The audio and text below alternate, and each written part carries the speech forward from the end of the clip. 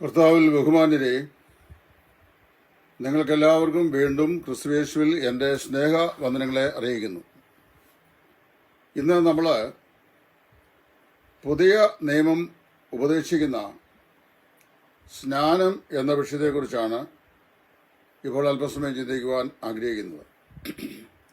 ഒരു എപ്പിസോഡായിട്ട് ഇത് തീരുകയില്ല. അതുകൊണ്ട് 2 എപ്പിസോഡുകളായി ഇതിനെ തിരിച്ച് ആ നിലയിൽ ആധികാരികമായി തന്നെ പുതിയ നിയമത്തിന്റെ പഠനം എന്ന നിലയിൽ അത് പഠിപ്പിക്കുവാനാണ് ദൈവസ്ഥൽ ആഗ്രഹിക്കുന്നത്.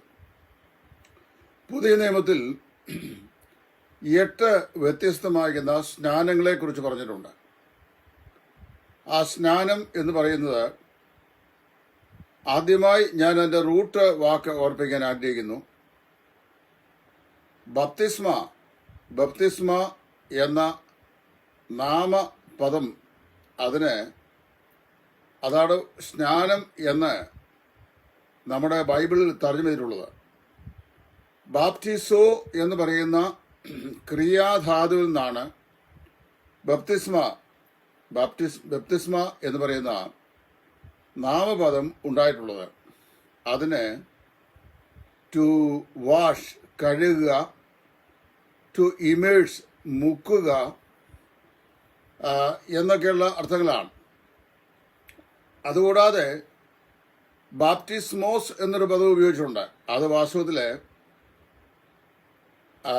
വളരെ വ്യക്തമായി പറഞ്ഞു കഴിഞ്ഞാൽ വളരെ പ്രത്യേകമായ നിലയിൽ മതപരമായ ശുദ്ധീകരണം അല്ലെങ്കിൽ കഴുകലുകളെ സൂചിപ്പിക്കാൻ വേണ്ടി ഉപയോഗിച്ചിരിക്കുന്ന ഒരു പദമാണ്. അപ്പോൾ ബപ്തിസ്മ അല്ലെങ്കിൽ ബാപ്റ്റിസോ എന്ന ഗ്രീക്ക് വാക്കിന്റെ അർത്ഥം മുഴുകൽ അല്ലെങ്കിൽ മുങ്ങൽ അല്ലെങ്കിൽ കഴുകൽ അല്ലെങ്കിൽ ശുദ്ധീകരണം എന്നുള്ള അർത്ഥങ്ങളാണ്.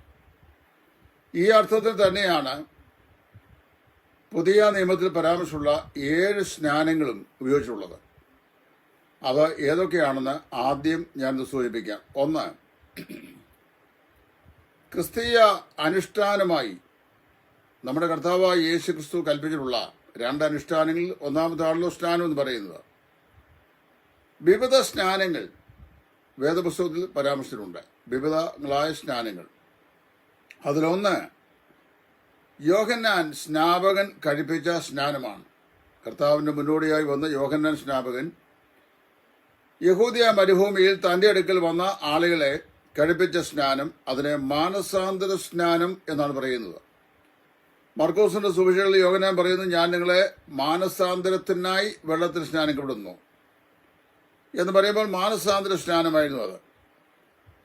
ആ സ്നാനം അതൊരു ജാതീയമായ സ്നാനമാണ്. അതായത് ഇസ്രായേൽ ജനങ്ങൾ ദൈവത്തിങ്കിലേക്ക് തിരിയുന്നു എന്നുള്ളതിലേക്കുള്ള അവരുടെ മാനസാന്തരത്തിന്റെ അടയാളമായി അവർ സ്വീകരിച്ച അല്ലെങ്കിൽ അവർക്ക് നൽകിയ ഒരു സ്നാനമാണ്. അതിനെ ഇസ്രായേലിയ ജാതീയമായ സ്നാനം. 2, അത് പ്രാദേശികം. യഹൂദിയ മരുഭൂമിയിൽ സമീപമായി യോർദാൻ നദിയിൽ ആണ് ഈ സ്നാപക യോഹന്നാൻ സ്നാനം കഴിപ്പിച്ചുകൊണ്ടിരുന്നത്. അത് ജാതീയം, ഇസ്രായേലിയരോട് ബന്ധത്തിൽ പറയുമ്പോൾ ജാതീയം. 2, അത് പ്രാദേശികം. 3, അത് താൽക്കാലികം. യോഹന്നാൻ പറയുന്നത്, ഞാൻ നിങ്ങളെ വെള്ളം കൊണ്ട് സ്നാനപ്പെടുത്തുന്നു, എന്റെ പിന്നാലെ ഒരുവൻ വരുന്നുണ്ട്, അവൻ നിങ്ങളെ പരിശുദ്ധാത്മാവിലും തീയിലും സ്നാനപ്പെടുത്തും എന്ന് പറയുന്നു. അപ്പോൾ ആദ്യത്തെ സ്നാനം യോഹന്നാൻ കഴിപ്പിച്ച സ്നാനമാണ്. അതിനെ മാനസാന്തര സ്നാനം എന്ന് വിളിക്കുന്നു. 2, യേശു ക്രിസ്തു ഏറ്റ സ്നാനം. മത്തായിയുടെ സുവിശേഷം 3-ാം അധ്യായത്തിന്റെ 16-ാം വാക്യം. ഇപ്പോൾ സമ്മതിക്കുക, ഇങ്ങനെ സകല നീതിയും നിവർത്തിക്കുന്നത് നമുക്ക് ഉചിതം എന്ന് പറഞ്ഞുകൊണ്ട് യോഹന്നാന്റെ കൈക്കീഴിൽ നമ്മുടെ കർത്താവായ യേശു യോർദാങ്കൽ സ്നാനം ഏറ്റു. അതിനെ യേശു ഏറ്റ സ്നാനം എന്നാണ് പറയുന്നത്.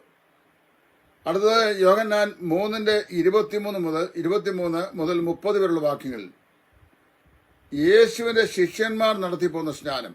കർത്താവ് ശിഷ്യന്മാരെ കൂട്ടിക്കൊണ്ട് ഐനോനിൽ സ്നാനം കഴിപ്പിച്ചുകൊണ്ടിരുന്നു.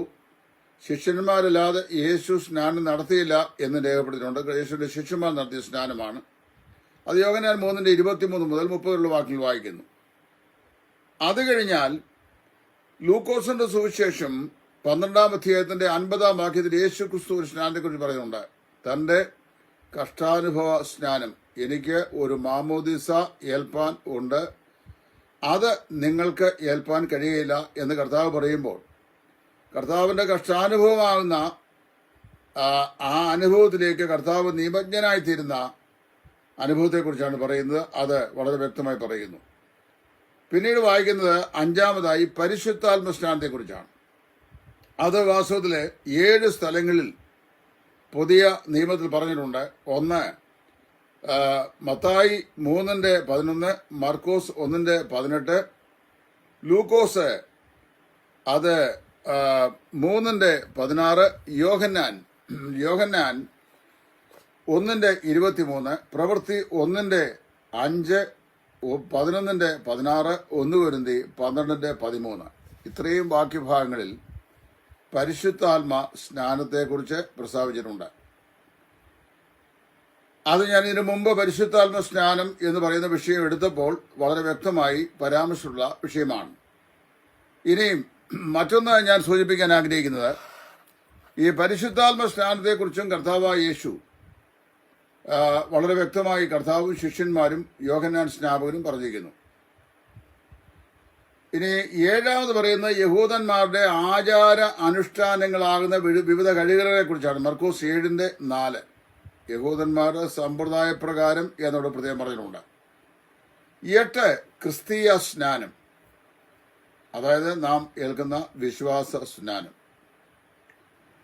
നമ്മുടെ കർത്താവിന്റെ കൽപ്പന, അപ്പോസ്തലന്മാരുടെ നടപടി, പുതിയ നിയമ ലേഖനങ്ങളിലെ ഉപദേശം എന്നിങ്ങനെ 3 ഭാഗങ്ങളും ഒരുപോലെ സമന്വയിക്കപ്പെടുന്ന ഒരു ഉപദേശ സത്യമാണ് ക്രിസ്തീയ സ്നാനം എന്ന് പറയുന്നത്. മത്തായി 28:19-20 വാക്യങ്ങളിൽ ഉയർത്തെഴുന്നേറ്റ യേശുക്രിസ്തു തന്റെ ശിഷ്യന്മാരെ അനുഗ്രഹിച്ച് ഒടുവിലായി അവരെ കമ്മീഷൻ ചെയ്ത സമയത്ത്, നിങ്ങൾ ഭൂലോകത്തിലൊക്കെയും പോയി സകല സൃഷ്ടിയോടും സുവിശേഷം പ്രസംഗിപ്പീൻ, വിശ്വസിക്കുന്നവരെ പിതാവിന്റെയും പുത്രന്റെയും പരിശുദ്ധാത്മാവിന്റെയും നാമത്തിൽ സ്നാനം കഴിപ്പിപ്പീൻ എന്ന് കൽപ്പിച്ചു. ഇതേ കൽപ്പന മർക്കോസ് രേഖപ്പെടുത്തുമ്പോൾ മർക്കോസ് 16:16 വിശ്വസിക്കുകയും സ്നാനമേൽക്കുകയും ചെയ്തവൻ രക്ഷിക്കപ്പെടും, എന്നാൽ വിശ്വസിക്കാത്തവൻ ശിക്ഷാവിധിയിൽ അകപ്പെടും എന്ന് പ്രസ്താവിച്ചിട്ടുണ്ട്. ഇത് ക്രിസ്തീയ സ്നാനത്തെക്കുറിച്ചാണ്. ക്രിസ്തീയ സ്നാനം അത് എന്താണ്, ആർക്കാണ്, എന്തിനു വേണ്ടിയാണ് ഇത്യാദി കാര്യങ്ങളെല്ലാം പുതിയ നിയമത്തിൽ വളരെ വ്യക്തമായി പറഞ്ഞിട്ടുണ്ട്. ക്രിസ്തീയ സ്നാനം രക്ഷിക്കപ്പെടാൻ വേണ്ടിയുള്ളതല്ല, രക്ഷിക്കപ്പെട്ടവർക്ക് വേണ്ടിയുള്ളതാണ്. കർത്താവായ യേശുക്രിസ്തുവിനുള്ള നല്ല മനസ്സാക്ഷിയുടെ അപേക്ഷയായി, കർത്താവിന്റെ കൽപ്പനയുടെ അനുസരണത്തിന്റെ അടയാളമായി നൽകപ്പെട്ടിരിക്കുന്ന ഒന്നാണ് കർത്താവിന്റെ കൽപ്പന അനുസരണമാകുന്ന ക്രിസ്തീയ സ്നാനം. അതിൽ ഇന്ന് ഞാൻ പ്രധാനമായി സൂചിപ്പിക്കാൻ ആദ്യം ആഗ്രഹിക്കുന്നത് സ്നാനപ്പെടേണ്ടവർക്കുള്ള യോഗ്യതകൾ എന്തൊക്കെയാണ്. ആർക്കും സ്നാനപ്പെടാമോ? ആർക്കും സ്നാനം സ്വീകരിക്കാമോ? ആർക്കും സ്നാനം കൊടുക്കാമോ? സ്നാനപ്പെടുന്നവർക്കുള്ള യോഗ്യതകൾ എന്തൊക്കെയാണ്? 1, ശിഷ്യന് സ്നാനം. തിരുവഴുത്തിൽ അങ്ങനെ പറയുന്നത്, പ്രവൃത്തികളുടെ പുസ്തകം 2:41 ശിഷ്യന്മാരായി തീർന്നവർക്ക് സ്നാനം. 2, വിശ്വസിക്കുന്നവർക്ക് സ്നാനം. 3, അവന്റെ വാക്ക് കൈക്കൊണ്ടവർക്ക് സ്നാനം. പിന്നെ പുതിയ നിയമ ഭാഷ്യത്തിൽ ക്രൈസ്തവ ലോകത്ത് പൊതുവെ അറിയപ്പെടുന്ന ഒന്നാണ് മുതിർന്ന സ്നാനം, അതുപോലെ ശിശു സ്നാനം. ഇത് രണ്ടും വേദപുസ്തകപരമായി തെറ്റാണ്. സ്നാനാർത്ഥിയുടെ സ്നാന ചുമതല നിർവഹിച്ചാൽ ശിശുവിന് ഒരിക്കലും സാധിക്കുകയില്ല. ഒരു സ്നാനാർത്ഥിയുടെ സ്നാനത്തിന്റെ ചുമതല നിർവഹിക്കാനായിട്ട് ഒരു ശിശുവിന് ഒരിക്കലും സാധിക്കുകയില്ല. അതുകൊണ്ട് ശിശു സ്നാനം തെറ്റ്. 2, മുതിർന്ന സ്നാനവും തെറ്റ്. കർത്താവിന്റെ കൽപ്പനയിൽ മത്തായി 16:16 മത്തായി 28:19-20, മർക്കോസ് 16:16 ഈ വാക്യങ്ങളിൽ വിശ്വസിക്കുകയും സ്നാനമേൽക്കുകയും ചെയ്യുന്നവർ എന്നാണ് പ്രത്യേകം പറഞ്ഞിരിക്കുന്നത്. ഇനി അതിന്റെ അപ്പോസ്തോലികമായ നടപടി എന്താണെന്ന് വേദപുസ്തകം പറഞ്ഞിട്ടുണ്ട്. പ്രവൃത്തികളുടെ പുസ്തകം 2:41 അവന്റെ വാക്ക് കൈക്കൊണ്ടവർ സ്നാനമേറ്റു. കർത്താവായ യേശു ക്രിസ്തുവിനെ കുറിച്ചുള്ള സുവിശേഷം അറിയിച്ച പത്രോസിന്റെയും പൗലോസിന്റെയും ഒക്കെ വാക്ക് കേട്ട ആളുകൾ, വാക്ക് കേട്ടവർ എന്ന് പറഞ്ഞു കഴിഞ്ഞാൽ അതിനെ അനുസരിച്ചവർ എന്നാണ് അർത്ഥം. പ്രവൃത്തി 2:41 വായിക്കുന്നു. 2, പ്രവൃത്തി 3:12 അവർ വിശ്വസിച്ചപ്പോൾ സ്നാനമേറ്റു. കർത്താവായ യേശു ക്രിസ്തുവിനെ വിശ്വസിച്ചപ്പോൾ സ്നാനം ഏറ്റു. 8-ാം അധ്യായം 12-ാം വാക്യം, ശമര്യയിൽ കർത്താവിന്റെ വേല ചെയ്ത ഫിലിപ്പോസിന്റെ ശുശ്രൂഷ മുഖാന്തരമായി ഫിലിപ്പോസ് അറിയിച്ച സുവിശേഷം വിശ്വസിച്ച ആളുകൾ സ്നാനമേറ്റെന്നാണ് വായിക്കുന്നത്. 8-ാം അധ്യായത്തിന്റെ 37-ാം വാക്യത്തിൽ ഷണ്ണന്റെ സ്നാനത്തോട് ബന്ധപ്പെട്ട് ഇതാ വെള്ളം, ഞാൻ സ്നാനമേൽക്കുന്നതിന് എന്ത് തടസ്സം എന്ന് ഷണ്ണൻ ഫിലിപ്പോസോട് ചോദിക്കുമ്പോൾ, നീ വിശ്വസിക്കുന്നുവെങ്കിൽ ആകാം എന്ന് ഫിലിപ്പോസ് ഷണ്ണോട് പറയുകയും, കർത്താവായ യേശുക്രിസ്തു ദൈവപുത്രൻ എന്ന് ഞാൻ വിശ്വസിക്കുന്നു എന്ന് അവൻ പറയുകയും അവൻ സ്നാനപ്പെടുകയും ചെയ്തു. ഇനി 9-ാം അധ്യായത്തിന്റെ 16-ാം വാക്യം തർസോസിലെ ശൗലിന്റെ മാനസാന്തര അനന്തരം അവന്റെ സ്നാനത്തെക്കുറിച്ച് പറയുകയാണ്.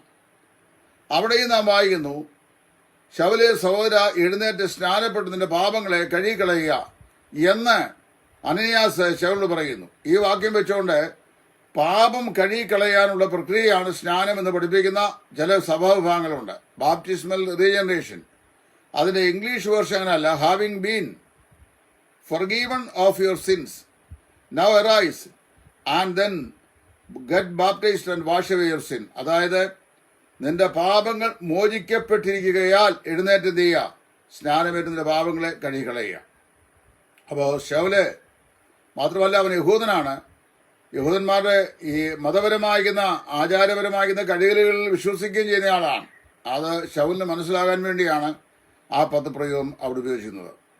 തുടർന്ന് 10-ാം അധ്യായത്തിന് 47-ാം വാക്യം, അവിടെ നമ്മൾ വായിക്കുന്നു, കൊർന്നല്യോസിന്റെ ഭവനത്തിലെ പത്രോസ് അപ്പോസ്തലൻ ചെന്ന് സുവിശേഷം പ്രസംഗിച്ച സമയത്ത് വിശ്വസിച്ചവരായ ആളുകൾ, കൊർന്നല്യോസ് വിളിച്ചു വരുത്തിയ തന്റെ സ്നേഹിതന്മാരെ, ചാർച്ചക്കാരെ, പുരുഷാരും അവിടെ ഉണ്ടായിരുന്നു. അവർ കർത്താവായ യേശുവിൽ വിശ്വസിച്ചു.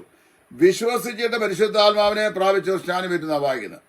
ആദിയിൽ പെന്തക്കോസ്ത് നാളിൽ എന്ന പോലെ വിശ്വസിച്ചാറെ പരിശുദ്ധാത്മാവിനെ പ്രാപിച്ച ഇവരെ സ്നാനപ്പെടുത്താതിരിപ്പാൻ വെള്ളത്തെ വിലക്കേണ്ടതിന് ആർക്ക് കഴിയും എന്ന് പത്രോസ് ചോദിച്ചു. അവിടെ വായിക്കുന്നത്, വിശ്വസിച്ചിട്ട് പരിശുദ്ധാത്മാവിനെ പ്രാപിച്ചു സ്നാനമേറ്റു.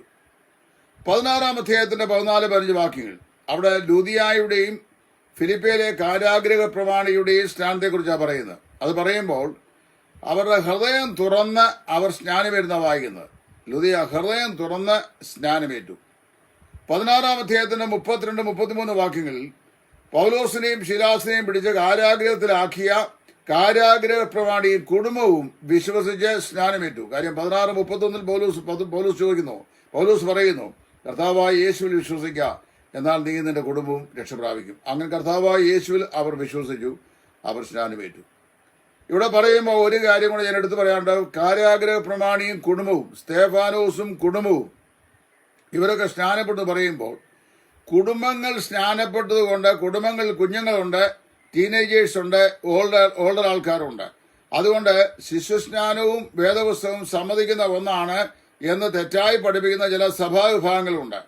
ഇപ്പോൾ ഞാൻ പറയുകയാണ്, ഈ കഴിഞ്ഞ വർഷത്തെ 2 വർഷം മുമ്പായിരുന്നു ഇവിടുത്തെ പാർലമെന്ററി ഇലക്ഷൻ. കഴിഞ്ഞ വർഷം പാർലമെന്ററി ഇലക്ഷന് നമ്മുടെ കേരളത്തിലുള്ള മുഴുവൻ ആളുകളും BJPക്ക് വോട്ട് ചെയ്തു, അല്ലെങ്കിൽ കോൺഗ്രസിന് വോട്ട് ചെയ്തു പറഞ്ഞു കഴിഞ്ഞാൽ ഇവിടുത്തെ മുലകൂടി മാറാത്ത കുഞ്ഞുങ്ങൾ ഉൾപ്പെടെയുള്ള ആളുകൾ വോട്ട് ചെയ്യുന്നതല്ല, രാജ്യത്തിന്റെ വോട്ടവകാശ നിയമപ്രകാരം വെച്ചിരിക്കുന്ന പ്രായപരിധിയിൽപ്പെട്ട 18 വയസ്സ് മുതൽ മേലോട്ട് പ്രായമുള്ള എല്ലാവരും എന്നതിന്റെ അർത്ഥം. It is understood.